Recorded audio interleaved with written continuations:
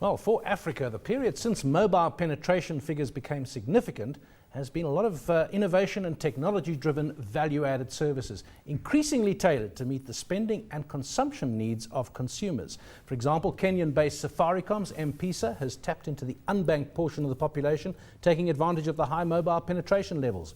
Well, joining us for a look now at how the social media are driving business in Africa are Anthony Mugendi, who is CEO of Kenya Tweets. We've got Lana Oosthuizen, the social media expert at iLead Online, Ryan Hogarth, social media expert, and Emma Sadler, who is a social media law consultant. Ryan, let's kick off with you. And what struck me with the cell phones in South Africa, and doubtless in Africa too, is that there are whole areas of the country which don't have fixed line telephones, as opposed to countries like in Europe and the United States, which did have them. They skipped the stage of fixed line, they've gone straight to the cell phones for voice. Now they're all the new gadgets that enable you to get to internet. Absolutely, it's very much the same when it comes to data. In fact, when we're looking specifically at social media, Facebook as an example, about 80% of interaction with Facebook is happening through mobile in Africa. There are many people who have not arrived at the internet in the traditional way you or I might have through Google or some sort of traditional web browser. They're doing it through Facebook and through mobile. They have no idea what it's like to connect on a browser through fixed line. So that's very much... And they don't have to complain about the fixed line being stolen.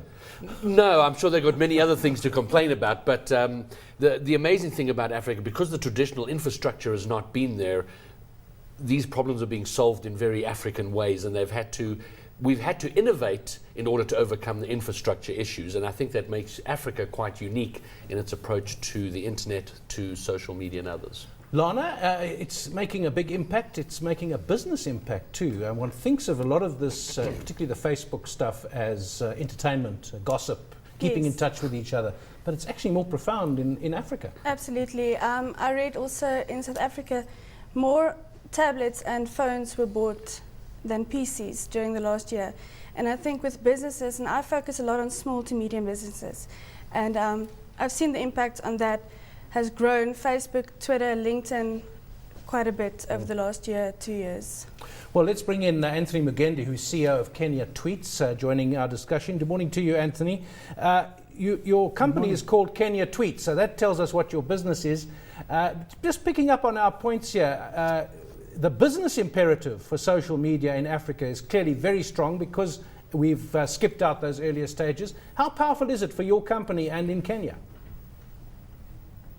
I think I would say social media is becoming very powerful in Kenya, especially if you look at a social media platform like Twitter, and with this formation of this group that call themselves Kenyans on Twitter, having been very influential in very many areas, especially business. And businesses are not taking this for granted, and we've seen a lot of them coming on board and using social media very effectively to market their brands and their business. Well, let's come now back in Johannesburg to Emma. Emma, you're a lawyer in this field. It's, in one way, I suppose it's fascinating stuff because you're making up the law as you go along, aren't you? Well, I hope not too much. Or interpreting it as you go along. The truth is that there is no new law which applies to social media. It's really just a question of how the existing laws apply to the online space. So obviously we have a jurisdictional problem because what I upload here, perhaps on Twitter, is accessible around the continent and indeed around the globe. So where companies are specifically targeting countries in Africa, particularly for marketing, they need to be completely au fait with the laws in that country. So it's really just a question of making sure that you are aware about what restrictions may apply, advertising, running promotional competitions. For example, you have insult laws in Zimbabwe, so if you were particularly targeting Zimbabwe, you'd make sure that you were not going to contravene those. So it's really just a question of, crossing the T's, dotting the I's beforehand, and making sure that you're not going to find yourself in trouble later. Judging by the social side of it, people don't learn. I mean, they don't seem to realize that social media is a public thing. Yeah. They shouldn't say certain things, and yet they keep doing it, right? Most certainly, and now we have a whole industry of reputation management arriving, and how do people look after their digital reputation. I mean, I love the fact that Emma is now specializing in social media law, and I think that tells a story about the impact of social in South Africa, certainly, and the rest of the continent, where her entire job now is to deal with issues of social media law and now social media reputation. And so it goes, all these industries that are growing out of social media, and so it is through and Africa particularly. I mean, we are social media is going to transform Africa in the way it does business in the coming years. I want to come to Lana in a moment to talk about whether the people who are using it for business are using it properly. But Anthony, from your perspective, the legal aspect that Emma mentions here, it's a new field in the sense of how you do it as opposed to the laws themselves. How's that panning out in Kenya? Are people showing themselves to be aware of the law, or are lots of people getting into trouble or potentially getting into trouble? As a matter of fact, a number of people have gotten to trouble because of stuff they said on their social media platforms, and a number of them have actually been sued, and some cases are still pending in court. But that being said, I think the more important thing here is that companies are more or less beginning to realize that social media is effective, and at the same time is very dangerous if not used correctly. And therefore, one of the things we've observed, for example, in Kenya is that a lot of employees get to engage on social media during office time, and they're using office resources for these kind of purposes. So what the kind of thing that we're trying to even advise companies to do is to have a proper social media policy that stipulates guidelines that every employee has to follow as long as they're engaging on social media, and it's something that could bring that company or that brand to bad reputation. Well, so really, it's an issue that needs to be looked at, and I'm glad that we're now having this conversation about the laws. I'm sure it's not something very new, but even in Kenya, we're already having that conversation about what laws should govern things like hate speech, for example. Yep. Anthony Mugendi, who is CEO of Kenya Tweets, will have to leave you now. He leaves our discussion now. Emma, we've been here before with emails, and I remember in the mid to late 90s, they started really having to think about policies for employees. This is not new. No, this is not new. This is all the same laws apply.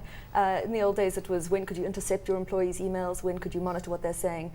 The problems have become a lot greater now because of the publication, because of firstly the reputational consequences. Because before it would probably be inside a company. Exactly. Now it's you everywhere. could keep it quite constrained. Now, you tweet something and it's out there as soon as you put it up. There was somebody who was dismissed in Capitol Hill staffer in Washington, and he'd uploaded a tweet for 14 seconds, thought better of it, and deleted it. By that time, it was already viral, so he lost his job. So it's really just a question of making sure people think before they use these platforms, and knowing that once it's out there, it's very, very difficult to contain it. It's very difficult to get it back into the genie back into the lamp. Well, it must be clear. Lana, in the business space, are businesses engaging with this properly as they should? Are they making the most of it? Are there some companies where the age of the chief executive or the financial director is such that he doesn't understand this stuff and doesn't want to do with it? I think in cases like that, you have to get a social manager. I think for businesses, the two main benefits of social media is obviously your brand exposure, and secondly, correspondence with your audience, your target market, which is very important because customer care in South Africa is lacking a bit, and I think this is one of the best platforms to do so. But obviously, you have to, like you said, get everything before you tweet, post anything. Make sure that everything's in order, because if you have a gambling site, you have to go through the gambling board before you can post or tweet anything. So I think that's the most important thing if you have a business on a social network, to make sure everything is... If I could just butt in there, this has become a very serious boardroom table issue. I mean, I think we've been confining ourselves to the marketing issue. If we look at social media as a potential tool to commit insider trading offenses, for example, if I have an employee who puts on their Facebook, yes, we've made our budgets, we're all getting bonuses, woohoo.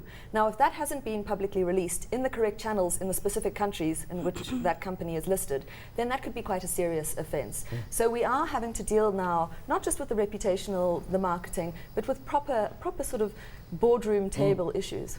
Right. I think you asked the question, are they doing it right? Are they taking advantage of it? Now, there's a couple of things there. Firstly, social media is less than 10 years old. So when you look at it from a corporate point of view, no one understands it completely yet. We're still trying to figure it out as we go. But we understand that it is an imperative. We can't avoid it. Business has to be there and has to be engaged. And there is the balance between something what Emma might be looking at, or Lana. And I'm on the evangelical side of social media. I'm pushing... And yes, policy is important. Sit in the boardroom, figure it out, have policy. But your policy shouldn't be there to constrain what you're doing. Get out there, be active and engage while making it fit in with your legal plan. But that balance is terribly important.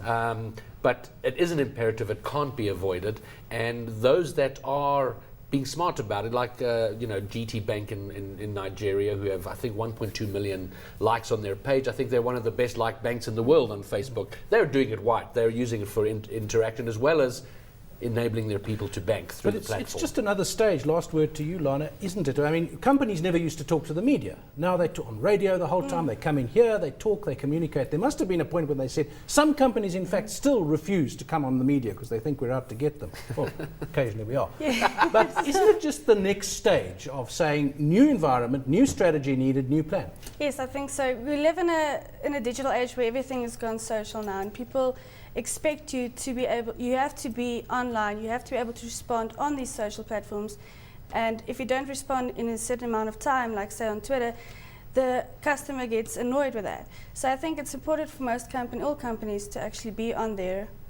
As you say, what they need is a social manager or a social director, not the guy who organizes the drinks on Friday